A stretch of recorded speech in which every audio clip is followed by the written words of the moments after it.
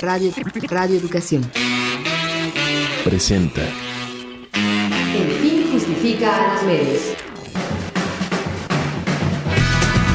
De las rotativas a la fibra óptica. Radio, prensa, televisión, internet.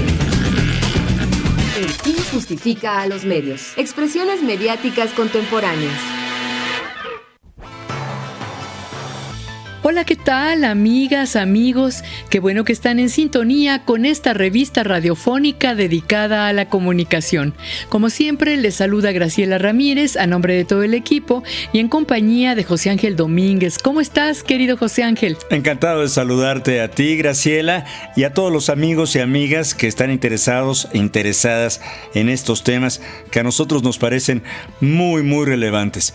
Todavía a la distancia, pero pues con mucho entusiasmo. Así es, todavía y ya más cerca del momento en que nos volvamos a encontrar y volvamos a grabar en el estudio con más calor del que sentimos ahorita mismo, porque realmente nos emociona mucho hacer estos programas y saber que la gente nos está escuchando y pues esta convicción de que los contenidos que compartimos pues sirven para que todos estemos enterados de qué pasa con esto de los medios de comunicación. Así es. Y bueno, pues sobre las revistas especializadas en comunicación hay una lista muy larga que no es tan larga como quisiéramos en realidad, pero sí muy destacada, en la que se incluyen revistas como Chasqui, los cuadernos del TICOM, Connotaciones, la revista Telos, Diálogos de la Comunicación, entre muchas otras que o ya desaparecieron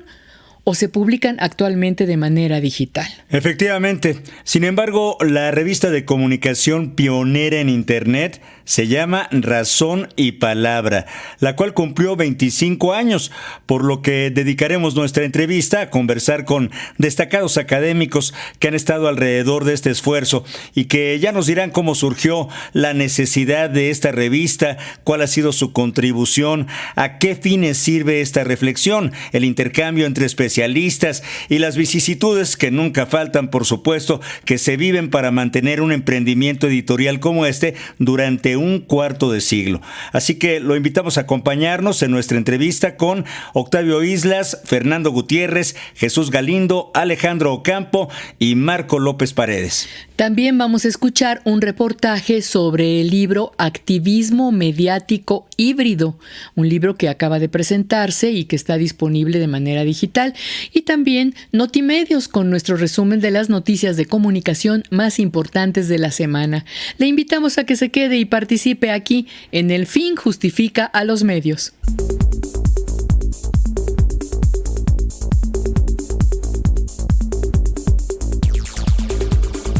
Un saludo a todas las personas que nos escuchan al aire por alguna de nuestras frecuencias. Desde luego a quienes lo hacen vía internet, nos da muchísimo gusto llegar hasta ustedes. También a quienes nos sintonizan a través de nuestras emisoras hermanas. Les recuerdo que pueden escuchar el podcast en las redes sociales y en las páginas de Radio Educación, www.e-medioradio.edu.mx. Ya lo decía Graciela, los invitamos a participar. Estamos en Twitter como @Radio El Fin y en Facebook, si es que no se cae, como El Fin Justifica los Medios. ¿Cómo ves, José Ángel? Esto es inédito, ¿no? Ayer porque estamos grabando este programa previo a su transmisión, el día 5 de octubre, pero el 4, fue un caos con la caída de estas redes sociales que pues muchas personas las utilizan para trabajar, incluso para negocios. Entonces yo creo que fueron los más afectados, ¿no es así? Sí, desde luego.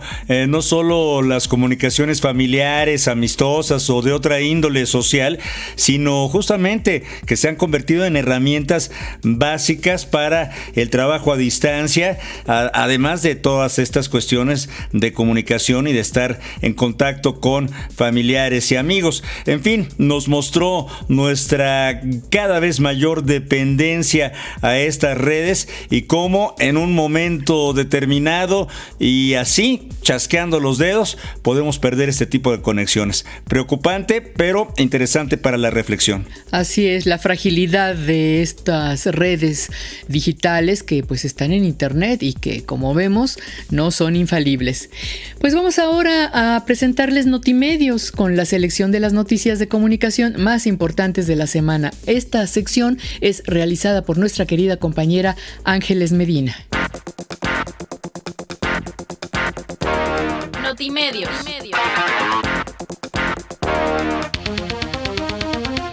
La caída en los servicios de WhatsApp, Facebook e Instagram, que afectó prácticamente a una tercera parte de la población en el mundo, dejó pérdidas millonarias para el corporativo fundado por Mark Zuckerberg y la economía global. Según reportes de la plataforma Down Detector, las fallas en las aplicaciones de mensajería y redes sociales que son parte de Facebook implicaron una baja de 4.89% en el valor de las acciones de esta compañía, lo que significó una pérdida de entre 6.000 y 7.000 millones de dólares en el patrimonio de Zuckerberg. En el caso de México, se estima que las pérdidas económicas superaron los 268 millones de pesos.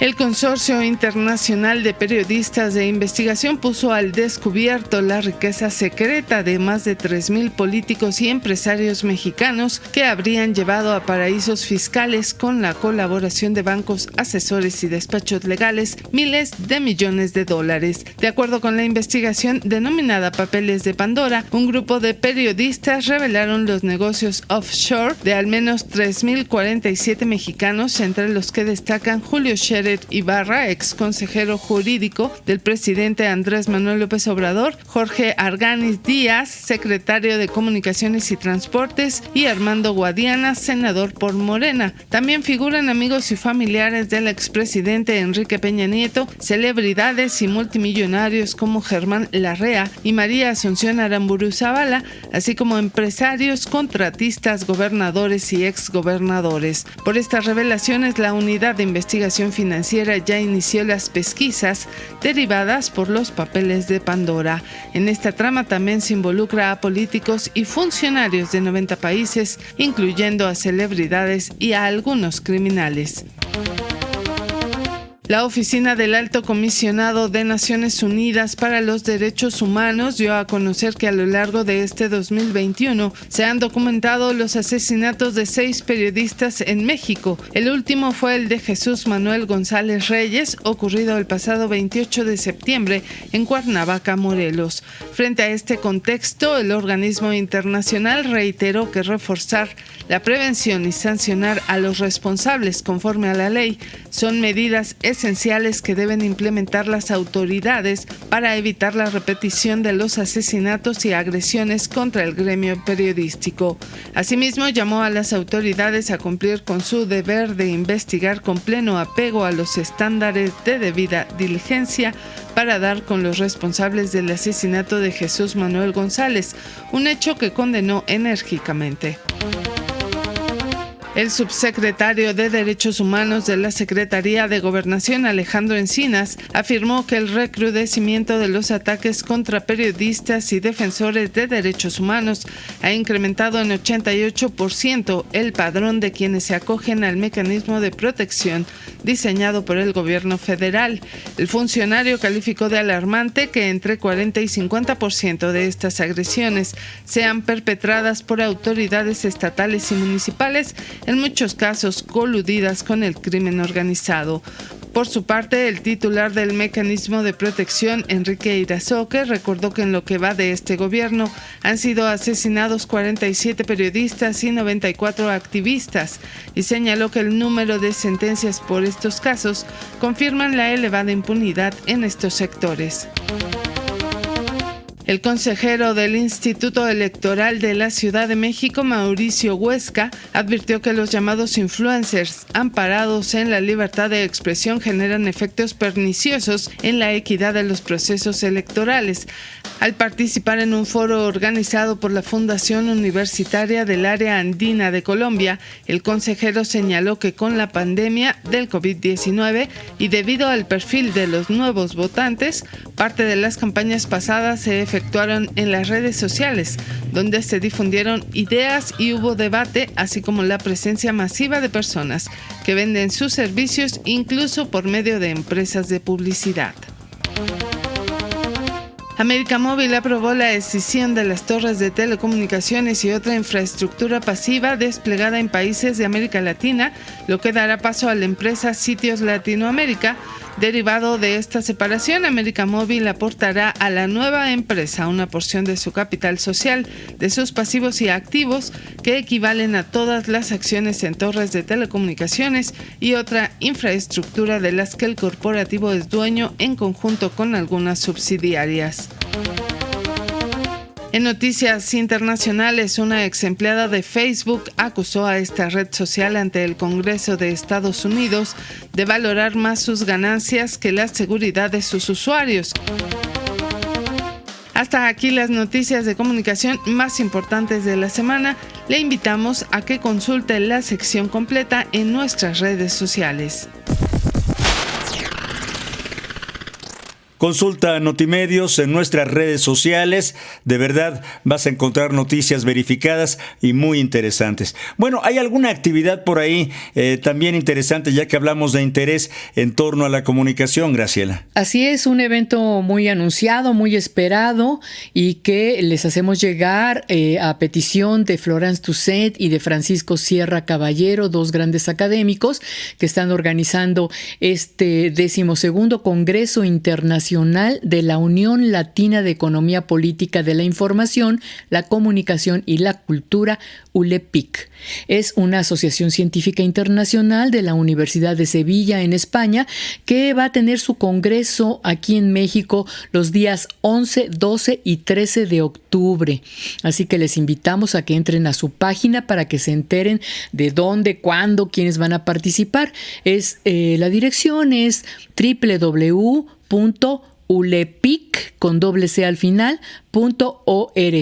Ahí está, de verdad interesante. Son académicos de reconocido prestigio, así que valdrá la pena escuchar cuál es su punto de vista. Participe con nosotros. En Twitter estamos como @Radio El Fin y en Facebook como El Fin Justifica a los Medios. Vamos ahora a escuchar el reportaje que preparó Miroslava Jasso sobre el libro Activismo Mediático Híbrido de Emiliano Trere. El reportaje.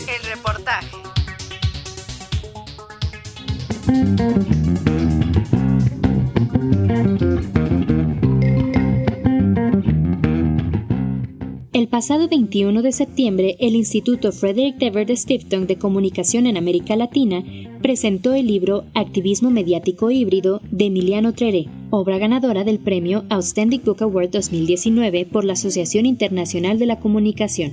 En palabras de Raúl Trejo del Arbre, quien además de ser investigador en el Instituto de Investigaciones Sociales de la UNAM, es también prologuista de la obra, el libro explora la convergencia entre movimientos sociales y tecnologías de la comunicación, pues como cualquier otra actividad política en tiempos modernos, el activismo social se apoya en las plataformas digitales, que en conjunto con los contextos e historias que originan los movimientos, moldean su apariencia y sus alcances.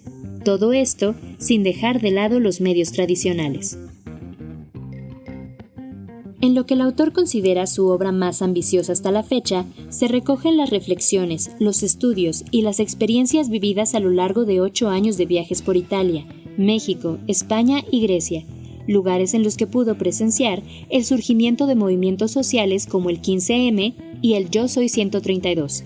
Todo esto visto desde los ejes centrales de la investigación: ecologías, imaginario y algoritmo. A continuación, escucharemos en palabras del autor el significado de estos conceptos aplicados a la investigación social.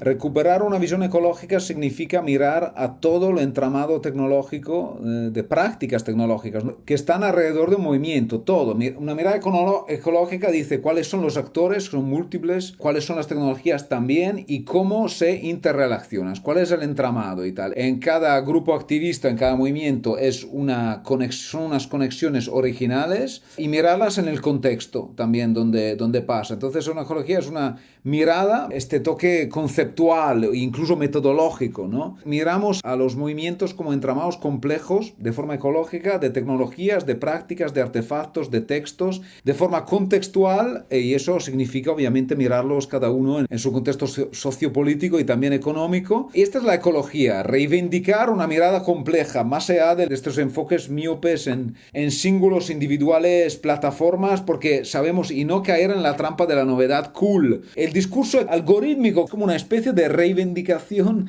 de la materialidad que irrumpe y nos dice, siempre estuve, pero muchos teóricos no la estabais mirando con atención. Los algoritmos es una manera de estas plataformas corporativas de decir, la manera en que nosotros estructuramos la comunicación es importantísima y tiene implicaciones para las prácticas de activistas, de políticos, de cualquier tipo de actor. Son los códigos, son las policies que regulan estos espacios y que, contrariamente a lo que se ha dicho en algunas teorías que no tomaban en cuenta esto, son los que definen finalmente lo que se puede hacer. Y los imaginarios, pues por fin para mí es todo lo que está relacionado con la manera en que pensamos estas tecnologías. Podemos usar Internet de dos formas, como manera en que se usa, por ejemplo, para montar protestas o montar movilizaciones, pero también herramienta discursiva. Los movimientos pueden utilizar los discursos de Internet como su novedad, como su potencial democratizador,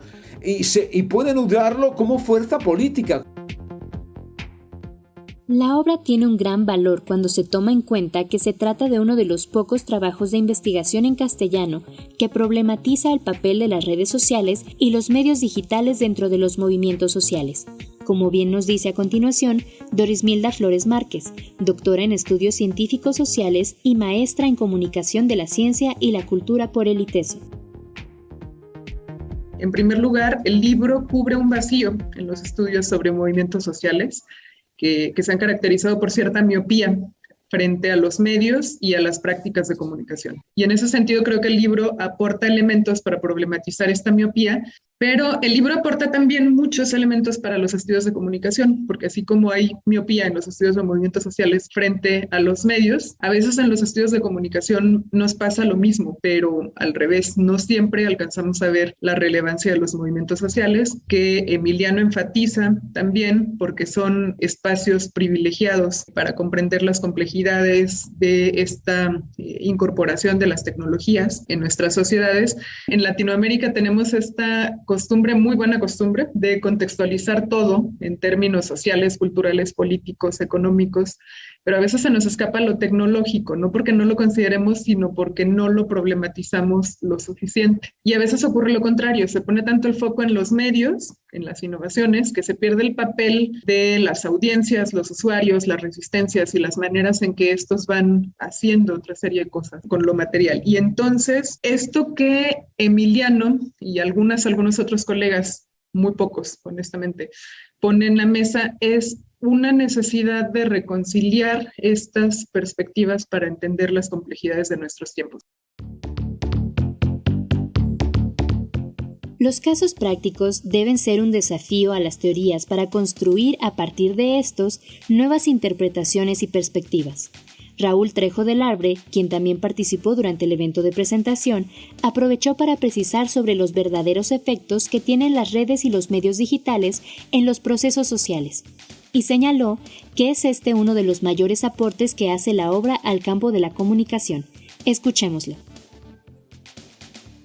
Creo que esto es un libro muy útil para entender los usos sociales y políticos de las redes digitales e Internet. Es un libro muy importante para entender a la política en el mundo, y es un libro también que logra hacer compatibles campos de conocimiento habitualmente y por desgracia disociados. Por lo general, el estudio de la sociedad y la política no se asoma a la comunicación con mucha reticencia, con mucho temor, con desconfianza, y al revés, desde el campo de la comunicación hay una enorme cantidad de colegas que se conforman con marcos de interpretación solamente surgido de este campo, que no toman en cuenta a la sociología, a la ciencia política, etc. Esta es una de las varias convergencias que hay en este libro de Emiliano Trere, cuya principal aportación es encontrar el ensamblaje entre movimientos sociales y tecnologías de la comunicación. Creo que queda claro que, igual que en cualquier otra actividad pública, El activismo social se apoya desde hace más de una década en las plataformas digitales, pero no prescinde de otras formas de presión y desde luego no prescinde de los medios de comunicación convencionales. Las manifestaciones, los mítines que vemos en cualquiera de nuestras ciudades ocurren en el espacio público físico y son eventos públicos que pretenden lograr la atención de los medios y que se organizan a partir de la interrelación que le permite a la gente tener las redes sociodigitales. Se convocan por Twitter, se articulan a través de Facebook, etcétera, y que buscan impacto social y político tanto en el piso, en el territorio, en el espacio físico, como en los medios de comunicación. Todavía hay quien sostiene que Twitter o YouTube reemplazan a las manifestaciones en las calles y el proselitismo cara a cara, y no. Lo que hacen, y esto ya es muy evidente, estas redes, es articular a las personas, es permitir que haya expresiones conjuntas, pero por sí solas las redes no cambian nada, por sí sola Internet no hace ninguna modificación en la sociedad. Enfatiza que el empleo de las tecnologías digitales no tiene efectos inexorables y que es preciso reconocer las motivaciones sociales y políticas de cada movimiento.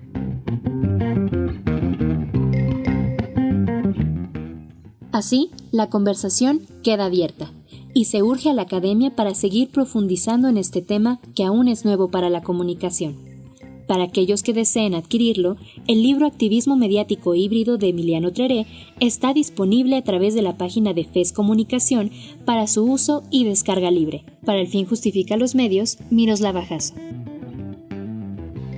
Participe con nosotros, en Twitter estamos como @Radio El Fin y en Facebook como El Fin Justifica a los Medios. Continuamos. La entrevista. 25º aniversario de la revista Razón y Palabra.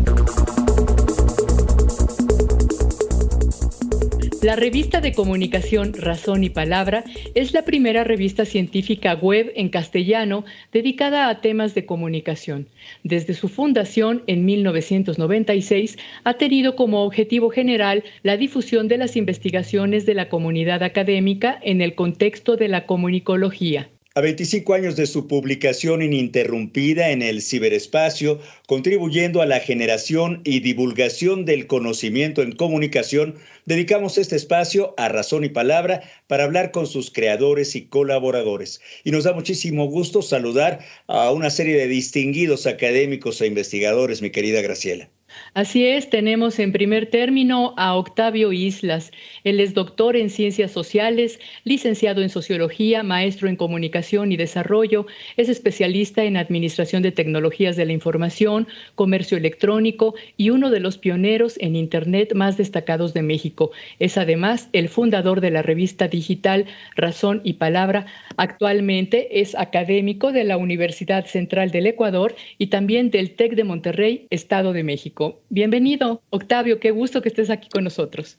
No, encantado, Graciela, a todo el equipo del Fin Justifica los Medios, a mis colegas y amigos, a quienes están escuchando, muchas gracias. Gracias. También está Fernando Gutiérrez, él es doctor en Diseño y Visualización de la Información, maestro en Administración de Tecnologías de Información y maestro en Comercio Electrónico, licenciado en Ciencias de la Comunicación, especialista en Comunicación Social y Gobierno y actualmente es el director de la División de Humanidades y Educación del Tecnológico de Monterrey, Campus Estado de México. Asimismo, miembro del Consejo Directivo de la Media Ecology Association y coordinador general de The World Internet Project para México. Fernando, un placer saludarte, aunque sea a la distancia. Muchas gracias, Ángel, por la presentación. Gracias también, Graciela, y a los amigos que hoy me acompañan, que ahorita presentarán. Muchas gracias, es un honor que estés con nosotros.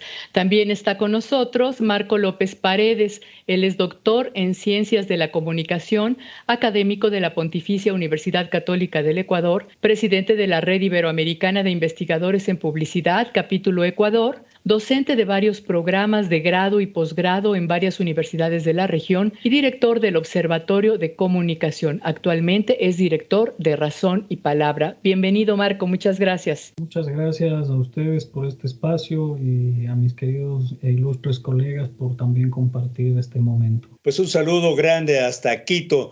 Luis Jesús Galindo Cáceres, él es doctor en Ciencias Sociales, maestro en Lingüística, licenciado en Comunicación, es autor de 35 libros, más de 350 artículos que se han publicado en 14 países de América y Europa, promotor cultural en diversos proyectos, profesor universitario en varias universidades de México y América Latina y un exitoso gestor de la música, particularmente el jazz en México. Jesús, como siempre, es un placer saludarte, un abrazo. Muy a gusto de estar acá con ustedes. Bienvenido, Jesús. Y también está Alejandro Ocampo, profesor del Departamento de Medios y Cultura Digital del Tecnológico de Monterrey, Campus Estado de México. Bienvenido, Alejandro. Hola, Graciela. Muchas gracias por la invitación. Todos ellos galardonados, reconocidos, miembros de organismos académicos de primera línea, con múltiples publicaciones de libros y artículos, así como conferencias y toda una vida en la docencia y la investigación. Bienvenidos todos. Muchas gracias. ¿Qué les parece si iniciamos, Octavio Islas, si nos cuentas cómo, en qué momento, cuál era el contexto en nuestro país cuando decidieron iniciar esta revista en línea que se llama Razón y Palabra? Bueno, fíjate que de hecho es de lo que estoy escribiendo el texto que va a abrir el número que está por publicar Marco en Razón y Palabra. Ese es el tema. Hace 25 años, era 1996. Estábamos trabajando con el sistema internet de la Presidencia de la República y platicando con Fer, muy en particular, pensamos en un momento dado en que era el momento de hacer una revista. Esa tarea, un viernes la delegamos a una alumna que formaba parte ya de la segunda generación de Proyecto Internet. Del grupo fundador, que estaba Fernando, estaba Carlos de la Guardia, Jaime Limón y yo, quedamos únicamente Fernando y yo. Entonces, pues a reclutar estudiantes, ¿no? Y entre estos estudiantes, una alumna destacada, muy seria, Alicia Ramírez, aceptó la responsabilidad de hacer la revista, ¿no? Entonces, la sorpresa fue que el lunes inmediato ya teníamos la revista. Ya estaba totalmente diseñada y bueno, me dice Alicia, sabes que nada más faltan los textos, ¿no? Entonces Fernando y yo nos dimos a la tarea de escribir algunos e invitar a algunas otras personas a que escribieran. Ese fue el modesto origen de Razón y Palabra, un proyecto académico, un proyecto del cual nos sentimos muy contentos, muy, muy orgullosos. Han perdurado las amistades y el trabajo a través de todos estos 25 años y bueno, pues ha ido renovando el grupo, ¿no?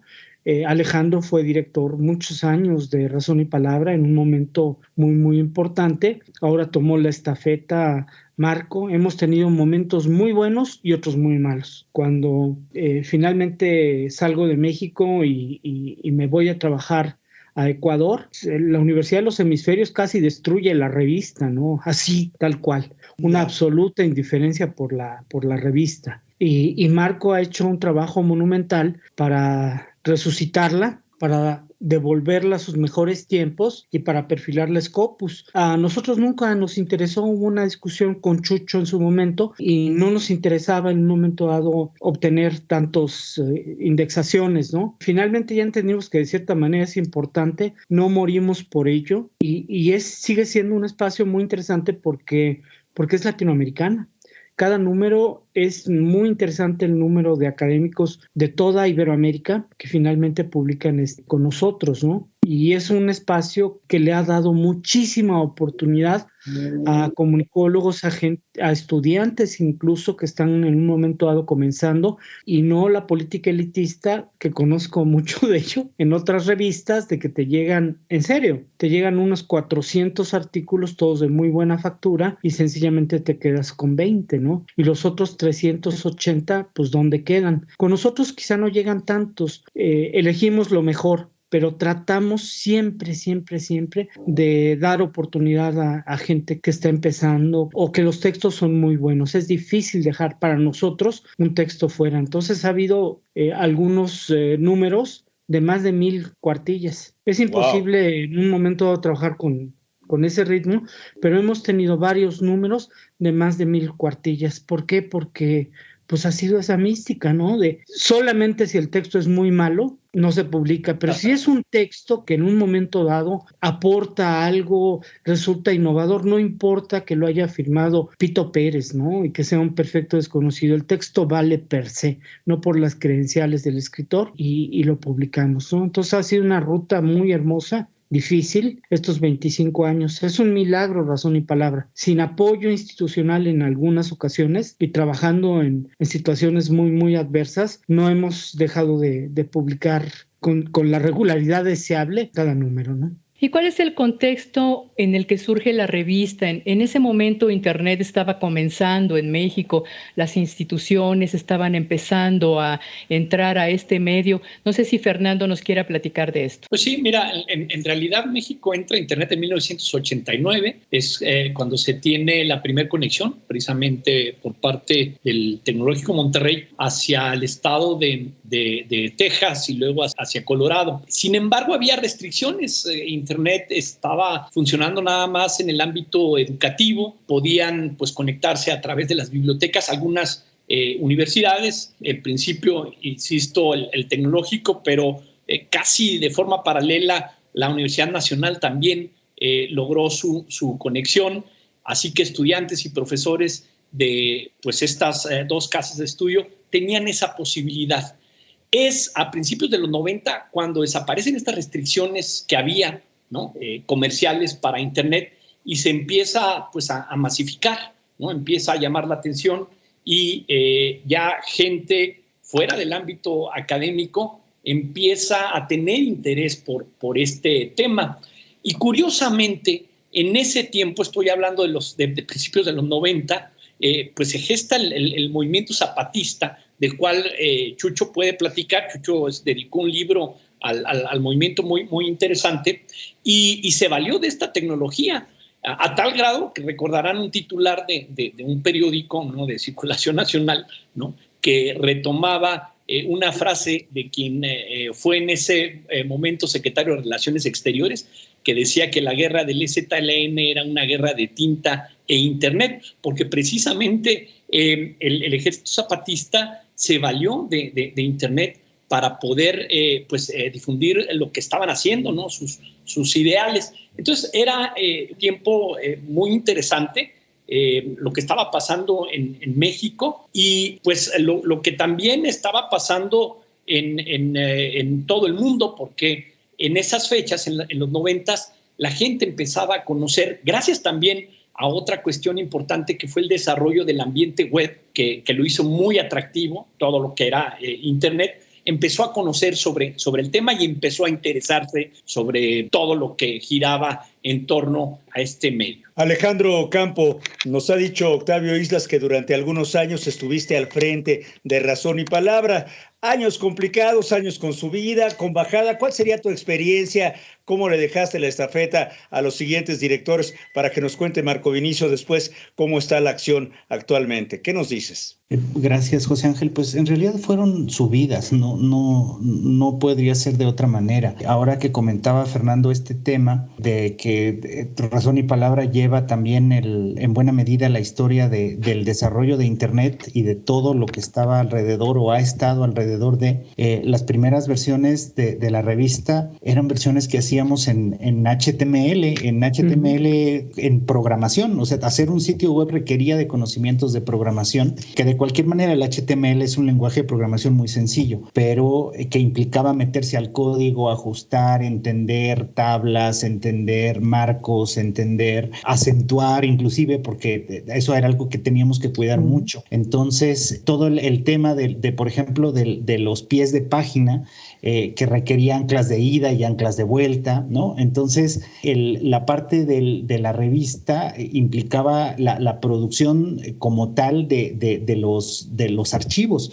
No era nada más los textos que pasaban por revisión, sino también todo lo que había alrededor. También el diseño, y aquí creo que también es muy importante, siempre ha sido algo que ha acompañado a la revista a lo largo de todos estos años, desde un diseño pues muy plano, en donde en en algunos momentos, quizás Eduardo Scheffler o el mismo Alejandro Carranco, que fueron los primeros directores, para romperle un poco a la monotonía del texto plano sobre color plano también, porque no había forma de hacerlo de otra manera, ponían obras de arte, ¿no? Para tratar de que nuestros ojos descansaran un poco y pudieran mirar de otra manera, hasta que poco a poco también el diseño se fue volviendo más complejo, hasta lo que tenemos hoy, que ya es otra cosa, pero en aquellos tiempos así era. Después tuvimos las plantillas que diseñó también alguien, pues al menos pienso que hizo un trabajo extraordinario, que fue Jessica Espinosa, cuando hizo el rediseño, el primer rediseño de Razón y Palabra, que fue especialmente con el que yo tuve la oportunidad de trabajar y que fue una manera muy fácil porque se elaboraron plantillas y sobre esas más bien ajustamos. Pero bueno, más allá de todo eso, la verdad es que es muy gratificante, ahora que lo veo a la distancia, ver inclusive los equipos de cómputo que ocupábamos. Eran equipos de cómputo pues en aquel entonces costosos, caros, en los que teníamos que utilizar paquetería, poco a poco paquetería más y más compleja, y pues fuimos un poco con eso, también buscar el hospedaje, porque era un tema, la compra de los dominios, que ahora es muy sencilla, antes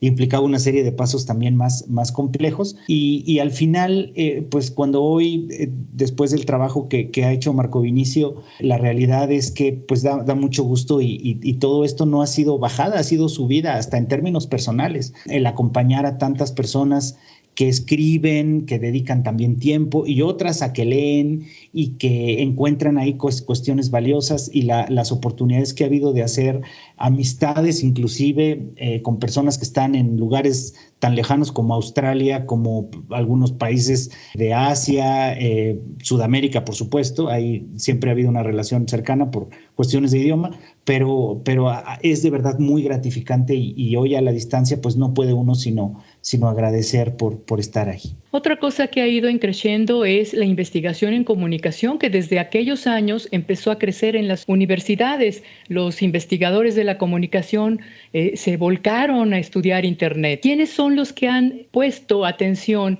en difundir sus trabajos en la revista Razón y Palabra? ¿Qué universidades, qué investigadores fueron los primeros que empezaron a participar en la revista? Bueno, yo creo que la comunidad académica en México, comunicólogos, nos vieron con mucho recelo. No les gustó lo que se estaba haciendo, lo veían como algo atrevido que sacudía sus sistemas de privilegios y de cierta manera se mantuvieron aparte de la revista. Invitamos a varios, ¿no?, a participar. Entonces, pues qué bueno que se comportaron así, porque ello nos permitió salir y buscar en la Academia Española a gente en un momento dado que avalara el proyecto, ¿no? Y en otros países. Yo creo que la misma cerrazón de algunos colegas en ese entonces, ahora ya todos ellos, en su inmensa mayoría, se dicen expertos en Internet, pero en ese entonces, bueno, como era el TEC de Monterrey quien lo trabajaba y como era Fernando Gutiérrez y Octavio Islas, pues éramos objeto de frecuentes ninguneos y señalamientos. No ha sido fácil, Graciela. Pero bueno, sí ha habido más relación hacia otras universidades en América Latina, ¿no? Sí, y a España. Pues te digo porque ahí encontramos eco, comprensión al proyecto, interés, les resultó innovador, más allá de todo tipo de politiquería académica. Les interesaba poder colaborar en un proyecto diferente como era Razón y Palabra. Antes, buena parte de las convocatorias que te llegaban para poder publicar en una determinada revista, determinados gatekeepers de la academia se los reservaban para sí, no los compartían. Y en un momento dado aparece una propuesta distinta en Razón y Palabra, donde nosotros estamos abiertos a recibir colaboraciones de cualquier lugar, de cualquier persona. Pues no les agradó esa situación. Chocaba esa situación. Yo matizaría un poco, Octavio, porque no siempre matizas.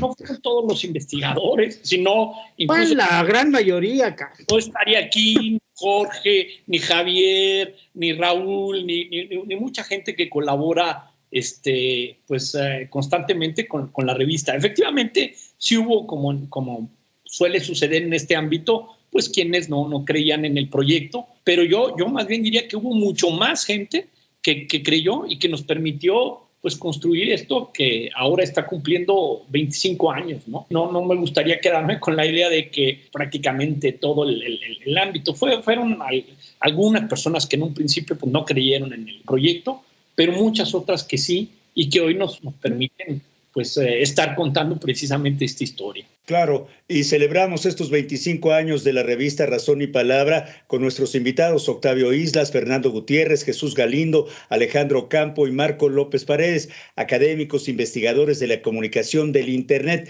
Los invitamos a que participen a través de nuestras redes sociales. Entra en comunicación mandando un correo a elfinjustifica@yahoo.com.mx. Y por supuesto a través de Facebook nos encuentras como El Fin Justifica a los Medios y en Twitter como @Radio El Fin. Haz tuyo este espacio dedicado a la comunicación. 25 años de una revista online, Razón y Palabra. Se dicen fácil, pero son 25 años de esfuerzo, de trabajo, de lucha constante y de convencimiento a muchas personas. Yo quisiera que nos falta escuchar la voz de Jesús Galindo y también del actual director Marco Vinicio López Paredes. ¿Cuáles son sus puntos de vista? ¿Te parece si dejamos a Marco al final porque es el actual director y que nos diga cuáles son las perspectivas? Y que Jesús Galindo, si eres tan amable, nos des tu punto de vista en torno a una revista como esta en la cual tú también has estado presente en la crítica y en la construcción de estos espacios de comunicación. ¿Qué nos dices, Jesús? Pues verás, creo que de lo dicho, quiero puntualizar la figura de revista virtual. Cuando nace Razón y Palabra, el problema no nada más era del campo académico de la comunicación. Bueno, de hecho, yo nunca la vi para el campo académico de la comunicación, para mí era mucho más que eso. El problema con las revistas en línea era un problema global. El CONACYT tardó casi 2 décadas en reconocer oficialmente como indicador una publicación en revista en línea. Entonces, este es un tema interesante, cómo Razón y Palabra se adelantó muchísimo al tiempo global, no nada más del campo de la comunicación, sino del campo del conocimiento, de la divulgación, de todo en el mundo. Había pocas revistas del perfil de Razón y Palabra entonces. Hay más cosas que decir sobre esto, es un tema precioso. Segundo, lo del tamaño. La mayor parte de las revistas, para ver lo fuerte que son los moldes, la mayor parte de las revistas en línea tienen un formato de revista en papel, pero en bits. Es decir, 250 cuartillas, con tanto de renglón, de márgenes, no sé qué, como si fuera en papel. Yo desde el inicio luché para ganar el espacio virtual frente al espacio del papel y los costos. Decía Octavio que algo pasó ahí de que se aceptaban más de lo normal. Yo recuerdo el caso histórico, hasta donde yo lo tengo registrado, es un caso histórico en revistas en español en todo el mundo. No sé si más allá, pero me late que por ahí iría. Cuando publicamos el número sobre deporte y comunicación, era una enciclopedia. Fueron casi 5,000 cuartillas. No 1,000, 5,000 cuartillas. Creo que es el número más amplio de la historia de Razón y Palabra y era una enciclopedia. Era tan amplio que estaba por capítulos temáticos y cada capítulo temático tenía decenas de artículos. Entonces fue un tour de force. Cuando yo vi eso dije, esto es otra cosa. Incluso la palabra revista tendría que resemantizarse, reconceptualizarse por Razón y Palabra, porque lo que se entiende por revista cuando existe Razón y Palabra ya no es suficiente. Habría que ampliar el concepto de revista en un sentido general gracias a este tipo de cosas que hizo Razón y Palabra. Y un tercer aspecto que plantearía yo es esta figura del dossier y varia, que es maravillosa, porque un número de Razón y Palabra eran otra vez varios números. Era una revista de varias revistas. Había dossiers que eran muy grandes, como este de deporte, pero con varias también gigantescas, con decenas de textos, más reseñas y otro tipo de asuntos. Entonces, el concepto editorial de Razón y Palabra superó con mucho el formato, el molde de las revistas en general, académicas en particular, y yo creo que estas son cosas interesantes para subrayar. Razón y Palabra, por estas 3 anécdotas y otras, pero ya no hay más tiempo, creo que es histórica para repensar lo que se puede hacer en el ciberespacio con un proyecto, que ahí les va la palabrita, una empresa académica como no ha habido otra en español en el mundo. Muy bien. Tal vez sería una revistopedia para entenderla de otra manera. Y bueno, en el caso de los temas que han publicado en la revista, que no se circunscriben a Internet, pero sí a la comunicación. ¿Cuáles serían estos temas y cómo fueron evolucionando a lo largo de estos 25 años en el interés de las investigaciones sobre comunicación? Marco, Vinicio, por favor. Muchas gracias, Graciela. Imagínate, yo me siento realmente en el Olimpo. Estoy rodeado de ilustres colegas a los que admiro mucho desde mi época de estudiante. Yo leía a Jesús Galindo, imagínate. Nos está diciendo viejos. No, pues sí. Yo alguna vez que dije que éramos similares, Fernando me sacó la tarjeta roja. Entonces, primero para mí es un gran honor atender esta invitación que en un momento Octavio me hizo, y partió de una pregunta que yo le hacía cuando compartimos un espacio en la Pontificia Universidad Católica del Ecuador, y me preocupaba en realidad ver qué pasaba con la revista, porque por un par de años, tal vez unos 4 años, la revista vino de bajada, y no quiero que se malentienda la idea de bajada, sino que empezó a dejar de publicarse, empezó a aparecer de pronto, después ya no aparecía, y claro, las masas ávidas de conocimiento estábamos siempre a la expectativa de qué sucedía con la revista por todos los grandes aportes que siempre aparecían, y es ahí cuando asumimos este compromiso de poder empujar nuevamente a la revista, que ha costado, pero creo que hay muchas cosas positivas. Yo peleo mucho con la idea de los indicadores internacionales. En varias conversaciones que hemos partido con Fernando, Alejandro, sobre todo, hemos charlado de esto, porque la idea de entrar en un indicador, si bien es cierto, le da un valor académico funcional a la idea de la revista, tampoco quiere decir que podemos nosotros ser excluyentes como se hace en esta práctica, ¿no? A lo mejor, por lo que voy a decir, me van a vetar la visa en algún momento, pero es entrar a estas hegemonías académicas algo retorcidas de indicadores, de impactos y todo eso. Mira, la revista a esta altura, en el rastreo que estoy empezando a levantar durante este año, que es a lo que me he dedicado, llega a tener más de 20,000 citas, lo que es una locura. O sea, muchas revistas estarían soltando baba por estar en ese nivel. ¿Y esto por qué se da? Porque en nuestra revista, y me incluyo en la nominación de decir nuestra, porque así lo considero, nos pertenece a los que investigamos y a los que leemos también a la comunicación. Aporta ideas desde otro contexto, pues no es el gran autor avalado y que sale en los medios todo el tiempo y que tiene un círculo de citas así, algo raro de vez en cuando también, porque hay citas de la recita, pero bueno, así funciona ese sistema. Y resulta que mucha gente que aprecia nuestros trabajos es la gente que está en el día a día, gente como Alejandro, como Fernando, como Octavio, como Jesús, que están conversando con la gente sobre lo que piensan, sobre lo que descubren, y yo creo que ese es un valor importante de lo que Razón y Palabra es hoy en día. Si bien es cierto, estamos ahora en muchos indicadores, fíjate que muchos nos buscaron para que volvamos a estar en sus ciclos de referencia. La revista no va a dejar de ser ni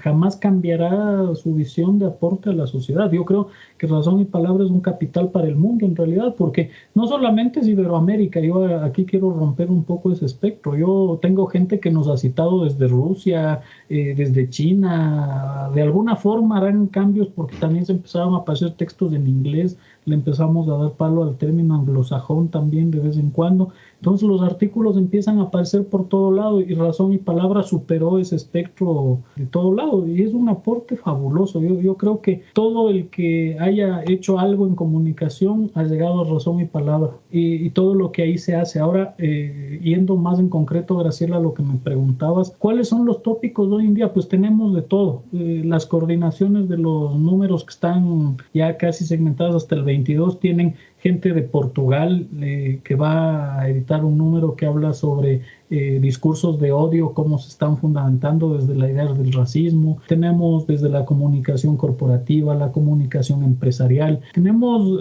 una transversalidad de la comunicación impresionante en lo que es hoy en día la revista. Y para hacer referencia a lo que conversaba el maestro Jesús Galindo, justamente el número de Deporte, Cultura y Comunicación, que fue el 69, en realidad es un mito porque es el que más mueve consultas, por ejemplo. Tiene hasta hoy en día un nivel de circulación, de búsquedas, de lecturas muy interesante. Entonces, fíjate, todo lo que una revista a servicio de la academia y la comunicación en este caso puede hacer. Creo que Razón y Palabra llega a ser este punto de encuentro de todos nosotros. Sensacional. Gracias, Marco Vinicio, por la esperanza y punto de vista. Y bueno, nos quedan un par de minutitos, Octavio Islas. ¿Qué sigue para los próximos 25 años? ¿La globalización total de Razón y Palabra? Bueno, tenemos un proyecto editorial en paralelo que estamos trabajando muy fuerte con GICOM, con comunicología. Este año ya publicamos un texto y estamos por publicar 2 más. Siempre entendimos que también había la posibilidad de que el proyecto editorial de Razón y Palabra se convirtiese en un proyecto también de libros en línea. Y en eso hemos estado trabajando. Por lo menos la cuota de un libro este año ya está cumplida, pero estamos por sacar 2 más. Creo que podemos explorar por ese terreno, ¿no? Y rápido nada más sacar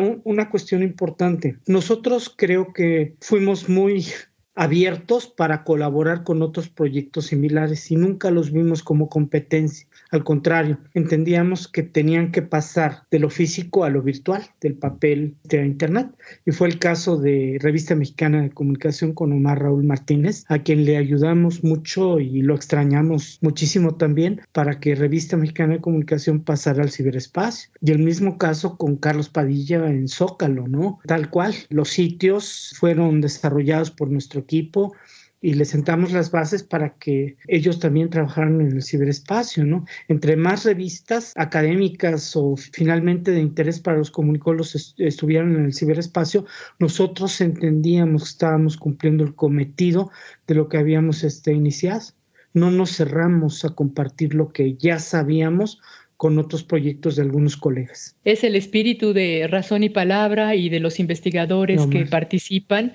Creo que es muy importante dar a conocer entre los jóvenes que están egresando de la academia, que se están dedicando a la comunicación, para que busquen esta revista, que la pueden encontrar en el sitio www.revistarazonypalabra.org. Búsquenla, busquen publicar, porque creo que es muy importante dar a conocer sus trabajos en esta medida de que sean de calidad, de que sean aprobados por este consejo que aprueba los artículos que se publican aquí. Pues les agradecemos muchísimo su presencia, les felicitamos y deseamos muchos años más para la revista Razón y Palabra. Muchas gracias, Jesús Galindo, Alejandro Ocampo, Marco Vinicio López, Fernando Ignacio Gutiérrez y Octavio Islas. Por cierto, Graciela, tú formas parte del comité científico de Razón y Palabra desde hace muchos años, ¿no? Me has dado ese honor y me has publicado por ahí algún trabajo que realicé sobre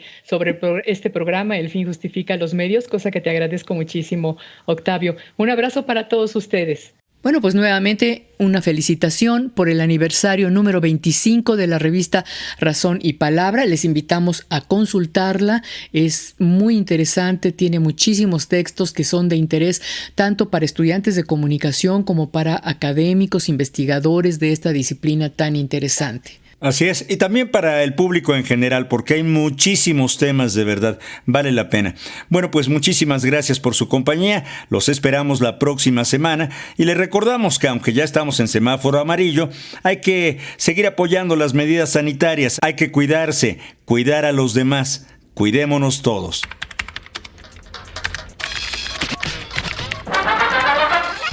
Radio Educación presentó El fin justifica a los medios. Expresiones mediáticas contemporáneas. El fin justifica a los medios. Trabajamos para usted en esta oportunidad Luis Oropesa, Miroslava Jasso, Ángeles Medina, Alexia Cervantes y José Ángel Domínguez en una producción de Graciela Ramírez para Radio Educación.